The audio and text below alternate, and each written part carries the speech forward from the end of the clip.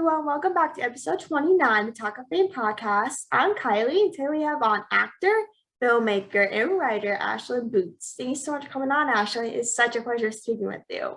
Thank you. It's great speaking with you as well. Thank you so much. So over the last year, we've been in isolation. So what is something that you did over the last year that you wouldn't have had time to do before? Oh, wow. That's a good question. Honestly, filmmaking in general was something that I used to do when I would come back and forth. So I was bi-coastal with California. And when I was here over Christmas and I would also come back for summer break, I didn't really have that much to do because there's not a lot of acting here. So I just started to make little short films here and there. And then when isolation hit, the first thing that I wanted to do that was like back when like the song parodies started coming out. So people were like, I think Hello from the Other Side was like one of the big ones that like a guy remastered for COVID. And so me and my friends all through Zoom, we were like, all right, let's do one, but for Hamilton. And so I rewrote all the lyrics to a bunch of different Hamilton songs. Then we filmed the music video kind of thing for it. And that was actually like, it went pretty viral for me, at least. It got to like 9,000 views, and then Broadway World, the official Broadway World account, reposted it on one of their articles. So that was like the biggest point where I was like, wow, this turned out a lot better than I thought it did. And like I said, acting really wasn't a thing. It still really isn't, just with the precautions that you have to take on set. So I started to take community college classes for film, and throughout like the last year, I have made, I think, three new projects, and I'm in pre-production for 2 new projects as well.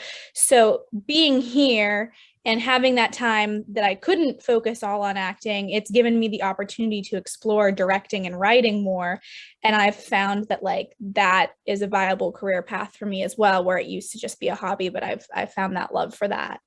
Oh, for sure. Like, did you kind of expect the Hamilton video to kind of blow up, or you just did expect it to blow up like it did?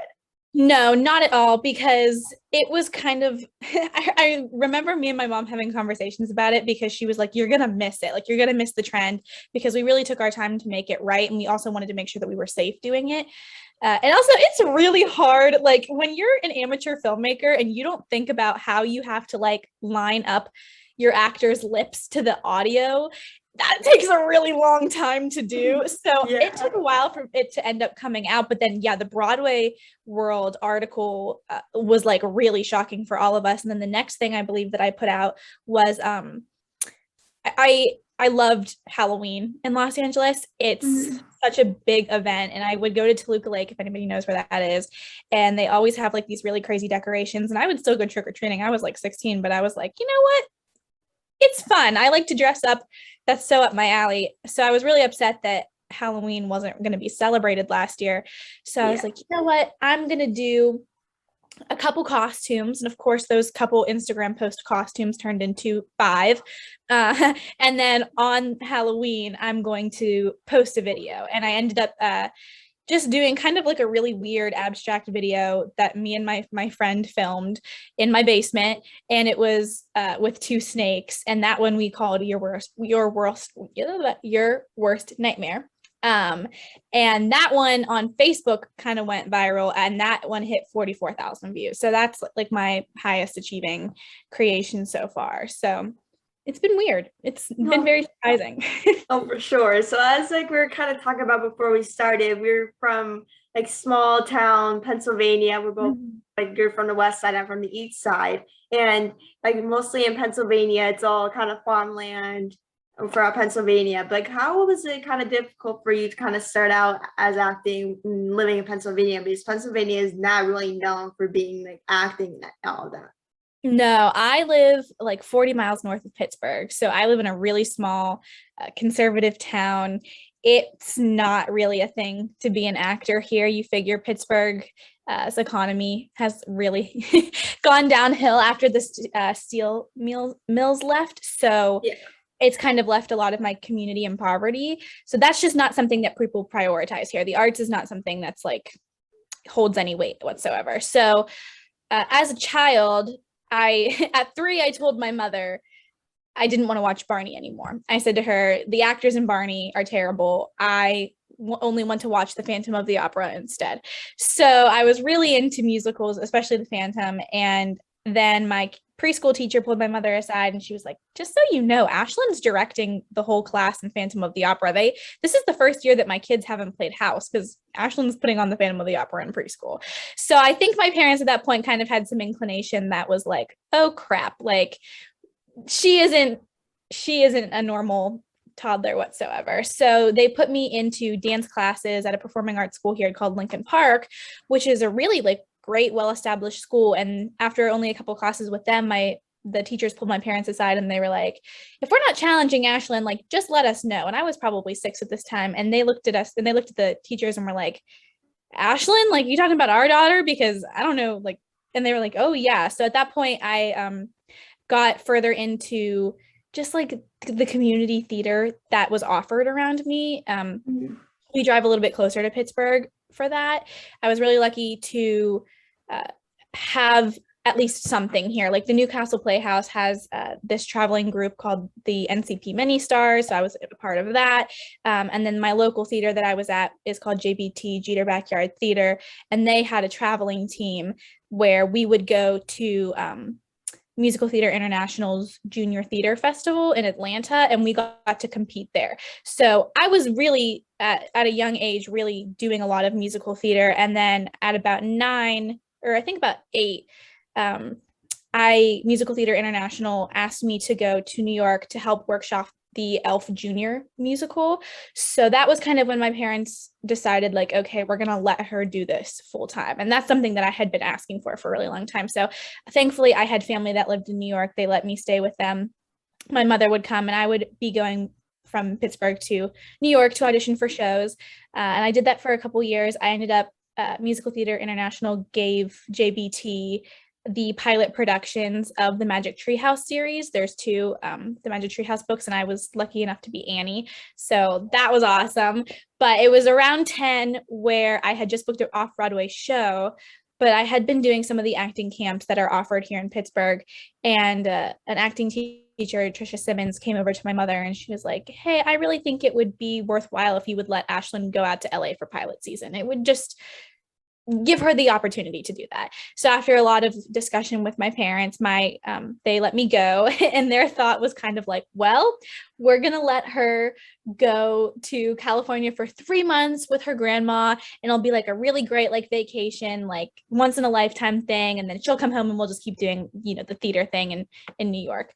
And then I did it and I was like, yeah, no, this is where I want to be. I kind of boiled it down to the fact that like, do I want to do the same show every day for a year?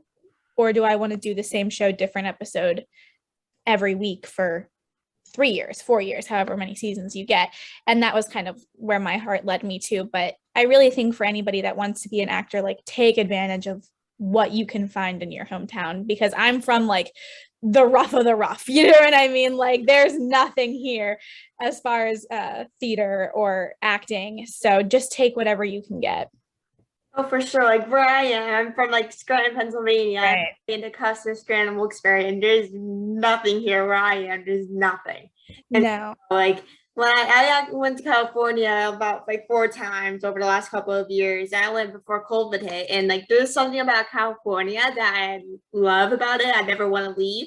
And so like I always talk to our parents. I bring up every once in a while. I'm like, it's okay if I can move to California when I'm older.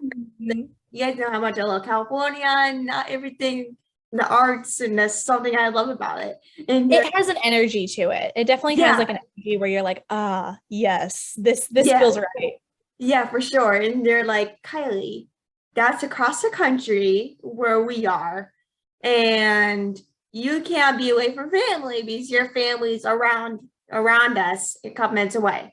And you lost it because they always want to be around family. I'm like, I can grow, like I can try it. Like there's not pressure, but yeah, I don't know. I think that you need to do what makes you happy. And that's like the biggest thing, that I've had so many friends that want to be actors for the wrong reason, or are really good at it and really are talented, but then decide that they want to go for the safer option. And I had one of my friends who was like a brilliant filmmaker, and she's going to go be a lawyer. And that's great if that's her passion, but like, make sure that you're not pushing aside your happiness for the happiness of your family, because at the end of the day, you can always come home and visit them, but you got to make sure you're happy, you know? Yeah, for sure. Exactly. Because Pennsylvania, like where we are from, like both of us are from, like there's nothing here. Like It's terrible. most of Pennsylvania is farmland. And so like yeah. you can't do anything. Like Farmland and the Amish. No hate to the Amish, but it's that's pretty much the only thing that's here. yeah, the only thing. So if you want to come to Pennsylvania, I kind of don't recommend coming to Pennsylvania. There's really nothing here, depending where you are. But like there's really nothing here, and that's why I kind of love traveling all over the place. Like if it's like California, Florida, like anywhere. I just want to be like, I don't want to be in the same where this atmosphere. I hate it. Like I don't want to be here anymore. But like, there's always something about Pennsylvania that's cool. But like, just I think if you've never experienced, if you grew up in a city and you've never experienced this kind of like land, that's great. But I also, it's not like we're not cowboy country either. You know what I mean? We don't have like nice like Arizona, like Western land to us. Yeah. We're just kind of like the best way I can describe it is like mushy, like slushy, the ice, like the melted ice on the road, like slush, and just like cows. And that's really it. It's no fancy like cowboy situation, or even the cities are kind of small. It's just Pennsylvania. It's like Ohio, you know what I mean? There's no pizzazz to it. Yeah, exactly. So as I kind of mentioned before, you're an actor, filmmaker, and writer. What made you want to start that, as you kind of were kind of talking about it before? As far as acting goes, I don't think there was ever a moment where I was like, this is what I want to do.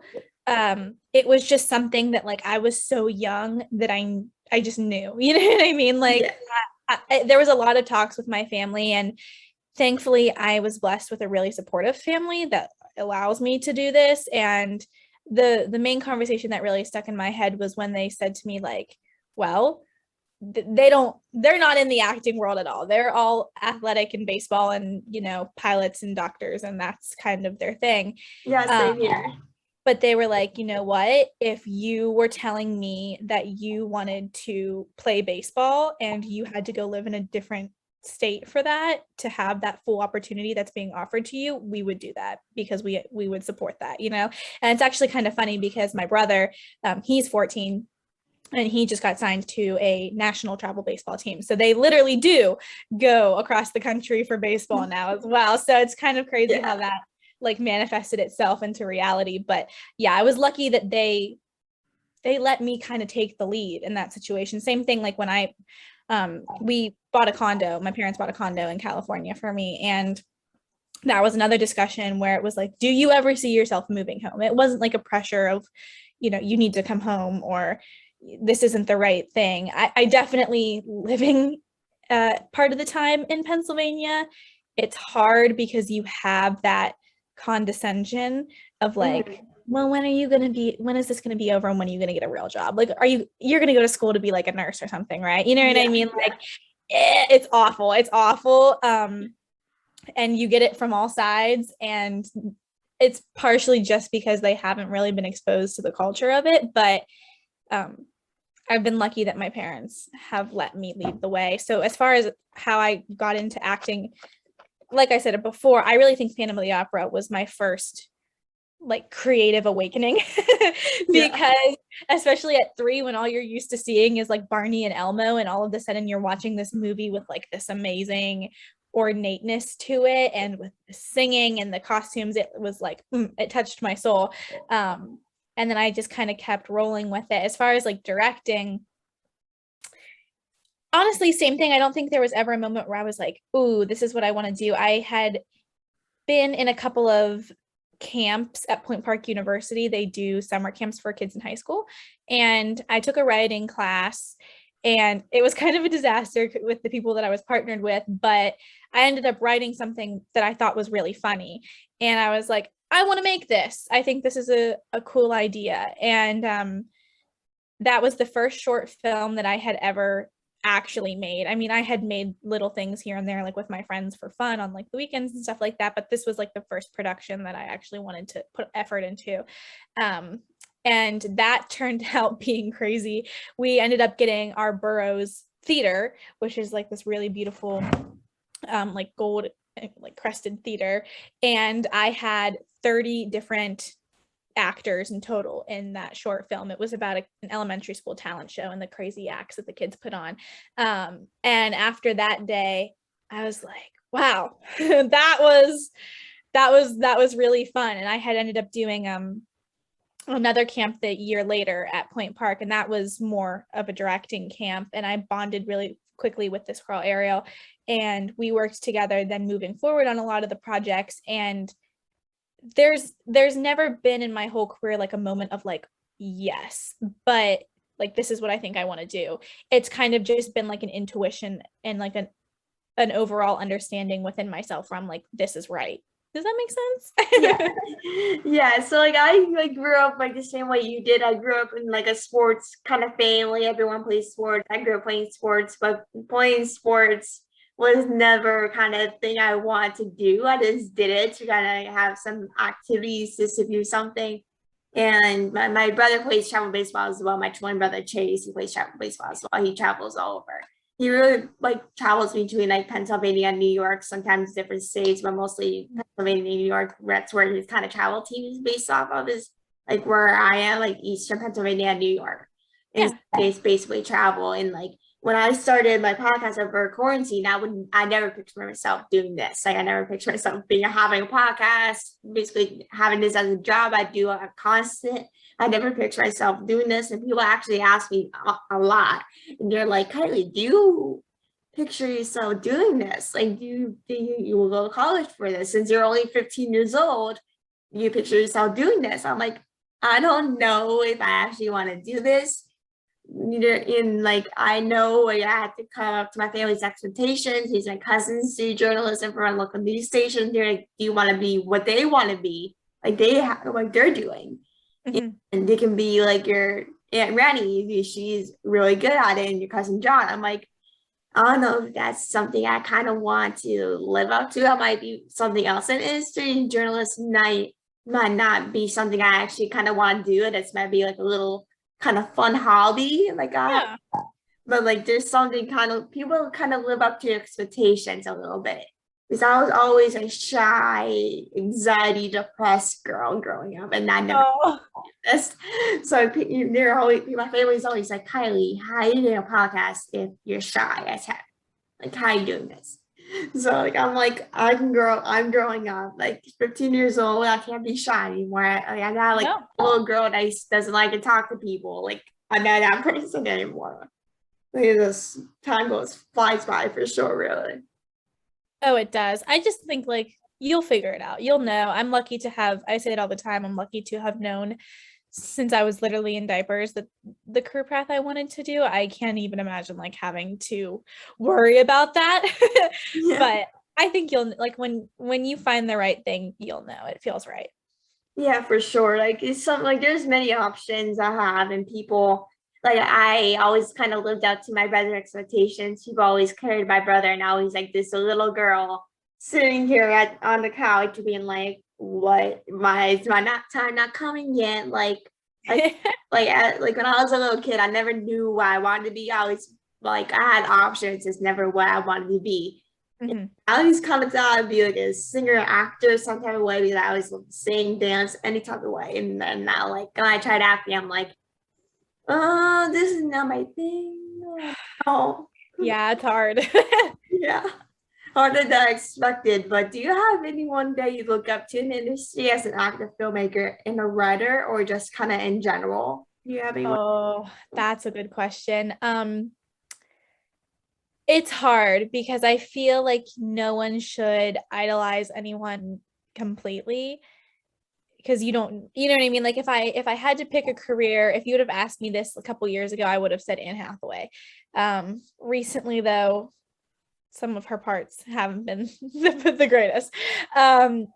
I really admire Mindy Kaling for how she has been able to work as a writer, director, and actor. I mean, the Mindy Project is just like a perfect like example of that.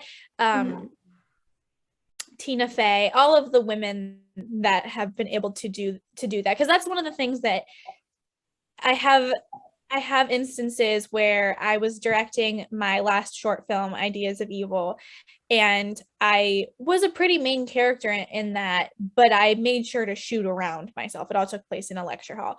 And I didn't speak until the very end. So that opportunity gave me the chance to really focus and like take the step into just directing. And I really, really was enjoying that. And then recently I just auditioned for Pride and Prejudice, and that experience, I walked away from my short film experience being like, that felt really good. I think I should just pursue being a director. And then I walk away from my Pride and Prejudice experience and I go, that felt really good. I still want to be an actor. You know what I mean? Yeah. So especially any woman that has been able to come up. Mindy Kaling started off as a writer for The Office, and then they put her in the show, very similar to the lady who played Phyllis. Like, she was just the casting director and they put her into the show.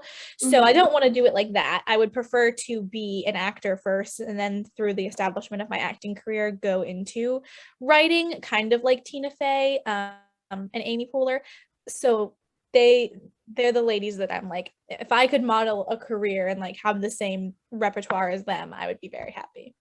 Oh, for sure. Like, as you're kind of talked about a little bit of auditioning and all that, like when you're usually auditioning for a role, either it's like a little short film, a movie, or like a show, like what is the process like for you to get a role? And like, what is kind of the process like for you to kind of get the role, and the, like exactly the process to get to the role?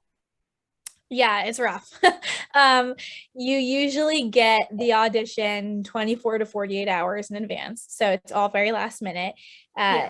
Sometimes you're lucky and it's 2 pages. Sometimes you open the PDF and it's like 10 pages and you're doing all the talking. So I will immediately email one of my acting teachers and get an appointment scheduled for them. And then I will just like do all of the pre-preparation as far as like the character goes, trying to memorize the lines. And then I find what really helps for actors that are out there, this may just be a me thing, I find sleeping, like not like on the script, to be a really great thing. So like trying to memorize the whole thing, you know, sit down, take an hour, try to memorize the whole thing, and then let it go, read it before bed, sleep. And then when I wake up in the morning, I feel like I'm with it a lot more. So try not to memorize the script the day you're going to the audition or the day you're going to shoot your self-tape. And then obviously working with the acting coach really helps. And then you kind of dress close to the character.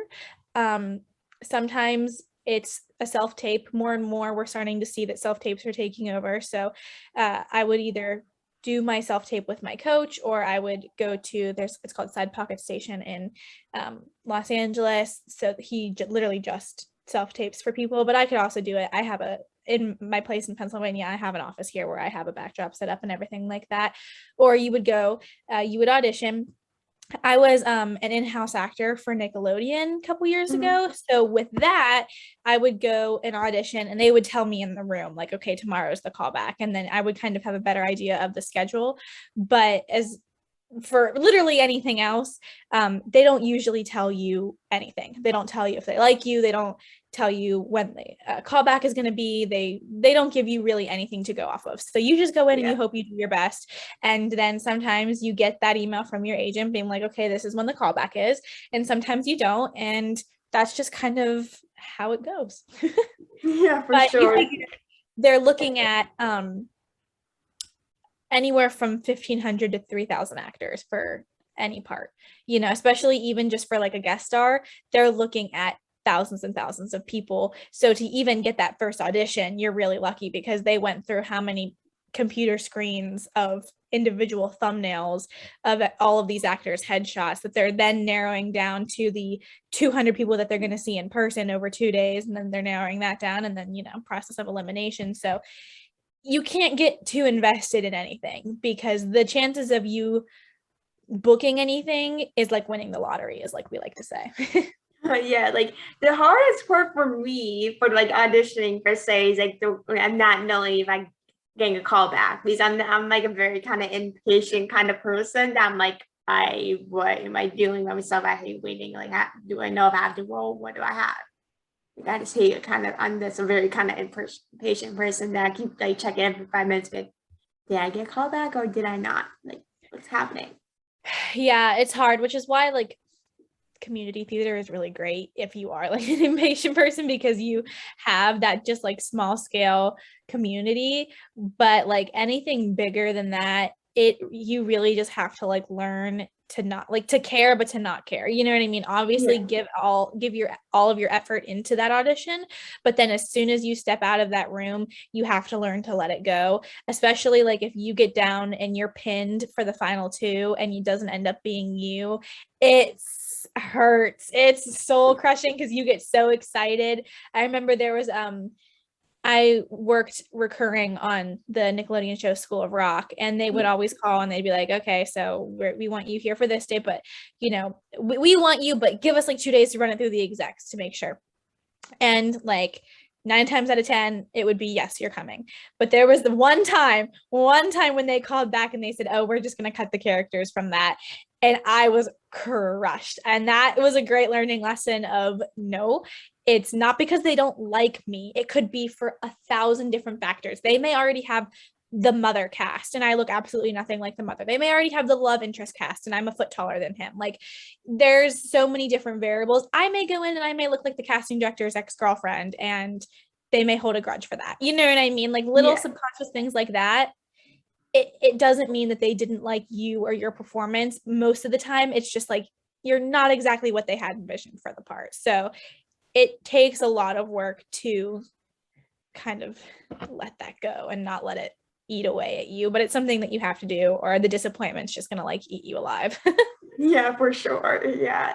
So as we're kind of talking about School Rock, you portrayed Regina on Nickelodeon series School Rock. What was that experience like for you to do that?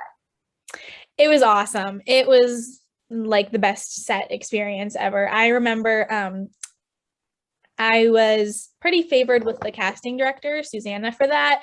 And that was right around the time where I was also the in-house actor. So I was like auditioning every week, every other day, basically for a different show. So when I got this one, I walked into the casting room and I just remember sitting there with my grandmother and looking around, and none of the girls looked anything remotely like me for this part. And I said to my grandmother, like, this doesn't look good. This doesn't look good for me. And I remember her saying, yeah, you have about a snowball's chance in hell for this part. And that was the role that I booked, which was so funny. And I think I was around 11 at the time, and that was the first season. So I got to hang out with the cast pretty much like that whole week. And then I was brought back for every other season after that. So it was a really special experience to have that be my first job, and a lot of these other kids' first jobs, like professionally recurring on a show. And it didn't start out as a recurring role. It was only for a guest star. And then I was lucky enough for them to be like, hey, we liked you. Like, we're going to bring you on now. But it was always just a good time. Like, I have nothing but nice things to say about the company, about the people. Nickelodeon definitely like takes care of their actors, and it was just overall like a positive experience. Oh, for sure. So you're kind of like, as we're kind of talking about acting, filmmaking, a writer, and all that, like when you're also a filmmaker, as we kind of talked about before, like what is it like for you to work behind the scenes instead of kind of working in front of the camera, usually acting? Yeah, I like it, but it's hard. So like when I'm an actor on a project and it's not like a full-scale production with like a network or anything like that, in those situations I'm able to like turn my director brain off and just like go along with whatever they need me to do. But when I'm an actor and like a student film or like a short film or something where like I can closely relate more to the producers and to the director, a lot of times like I'll be like, well, what if we do it like this? But it's something that I have to turn my brain off for that. But as far as like being a filmmaker and stepping more into that position, it's been really awesome.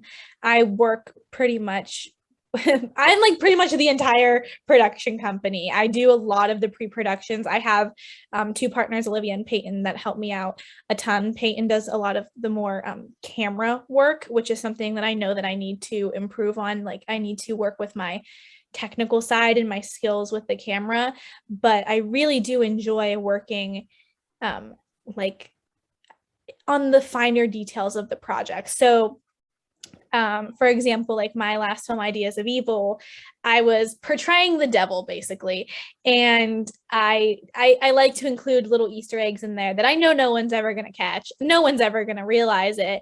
But for example, like I wore 3 fingers on each hand so that I had 6 rings on in total, little things like that, right? So then one of my actors in that film. In a film, one of my films before that, she had played Eve from Adam and Eve. And in this film, we were talking, basically the whole film is a lecture set around the ideas of evil, how each different religion and group of people and cultures has an idea of the devil and evil, like story, something like that, right? So when my professor was covering Adam and Eve, we cut to her sitting there because she was my Eve in a previous project. So I really like doing like those stupid little details that only I'm going to know about that are sentimental to me. And I really like costuming. But it's just something that's been easy to step into, and it gives you like a thrill. You know what I mean? And it's really nice too, because as an actor, you read so many different scripts,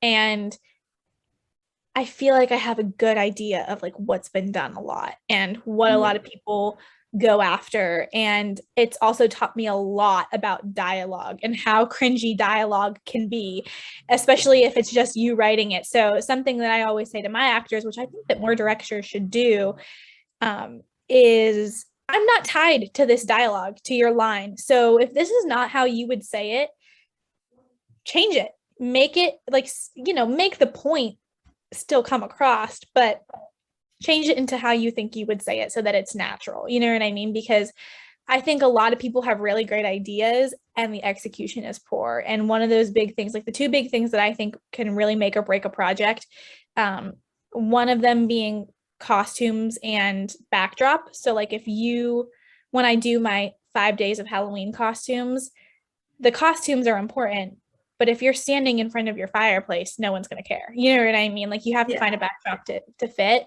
And then the other thing is dialogue, because you can have an amazing story, but if you give your actors like robotic or uncomfortable dialogue, it's not going to be a good result.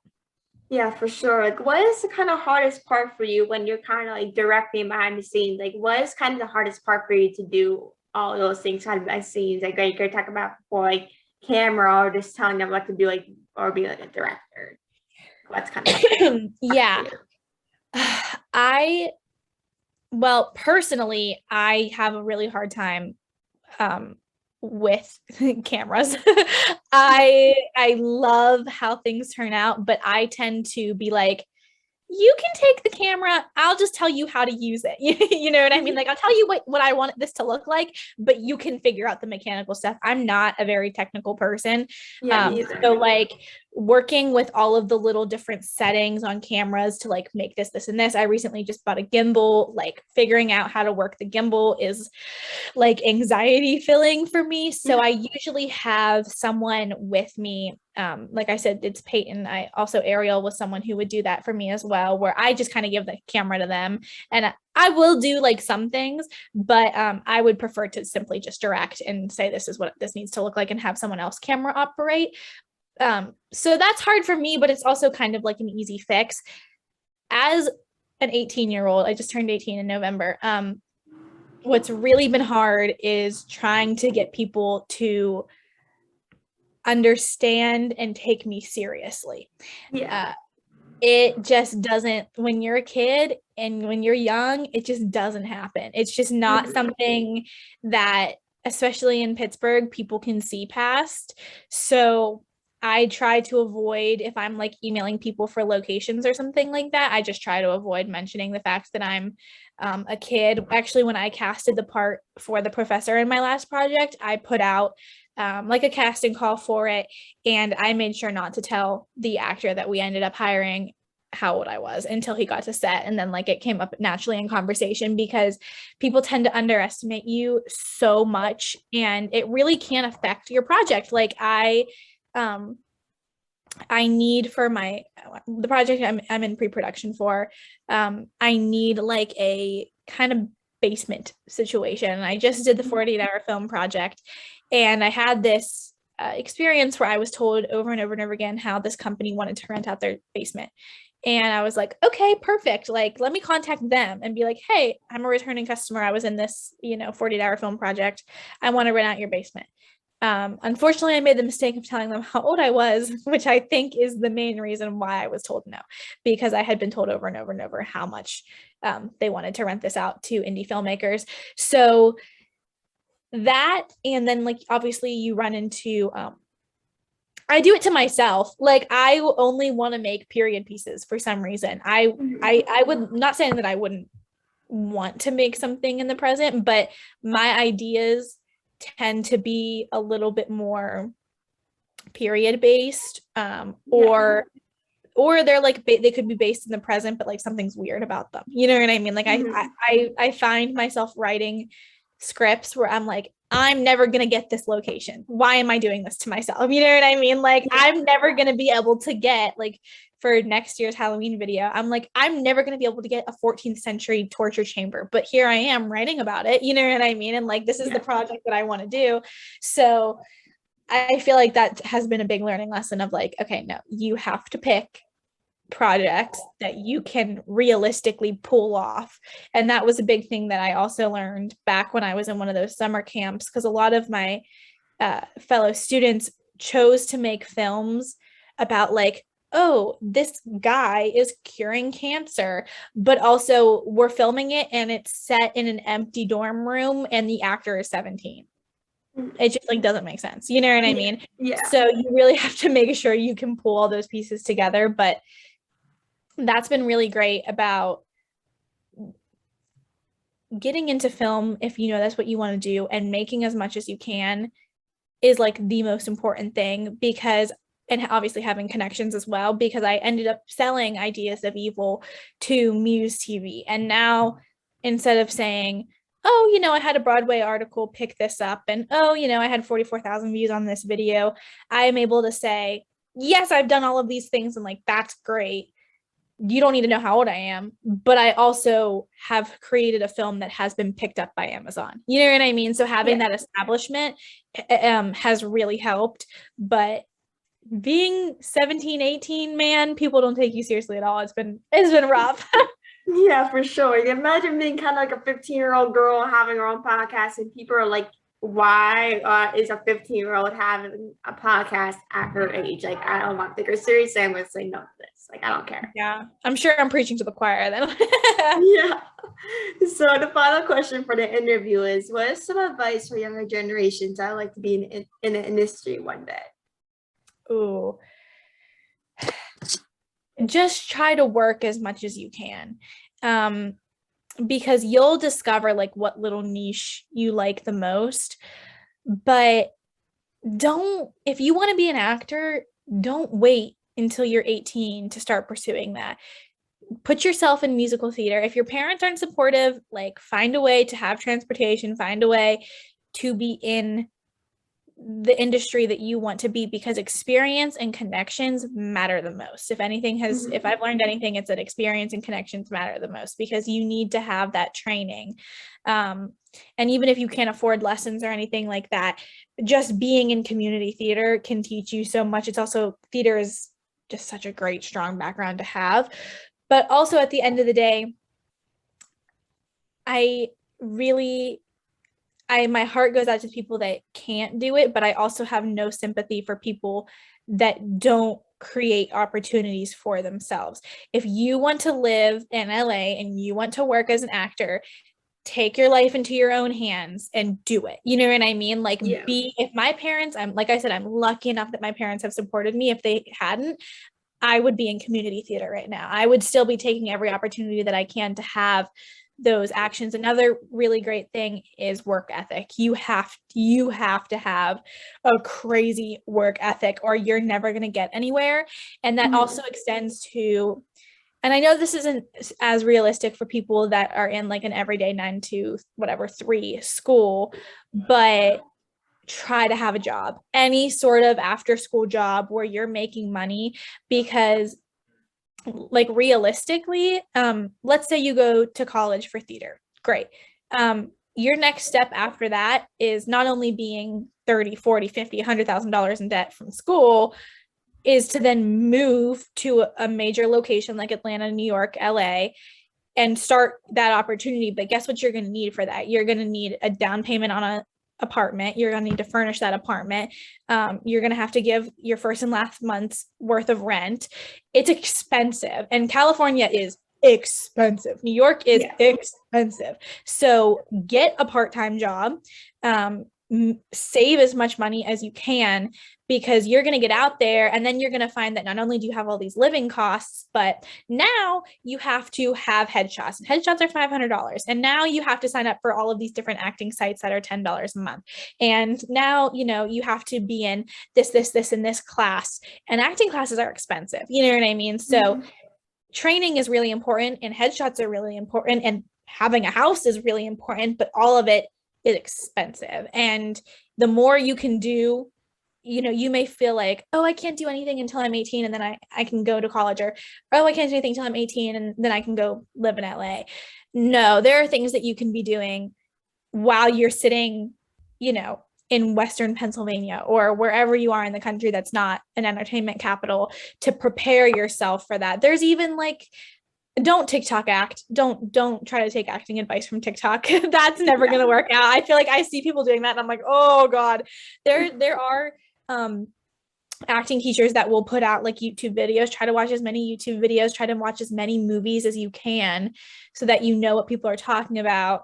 There are books, like just try to educate yourself as much as possible, especially if you're not going to go to school for acting or for musical theater or for anything like that.